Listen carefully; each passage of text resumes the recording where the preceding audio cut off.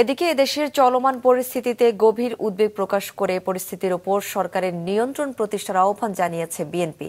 গতরাতে গণমাধ্যমে পাঠানো এক বিবৃতিতে বলা হয়, সরকার উদ্ভূত পরিস্থিতি নিয়ন্ত্রণের সক্ষমতা প্রকাশ করতে না পারলে রাষ্ট্র ও সরকারের স্থিতিশীলতা হুমকির মুখে পড়বে।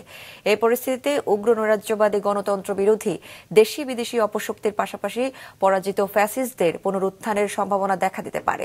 দলের জ্যেষ্ঠ যুগ্ম মহাসচিব রুহুল কবির রিজভীর সই করা বিবৃতিতে আরও বলা হয়, বিতাড়িত স্বৈরাচার এবং তার দোসরদের উস্কানিমূলক আচরণ, ছাত্র গণ অভ্যুত্থান সম্পর্কে আপত্তিকর বক্তব্যে দেশের জনগণের মধ্যে ক্রোধের জন্ম দিয়েছে, যার ফলে বর্তমান পরিস্থিতি তৈরি হয়েছে।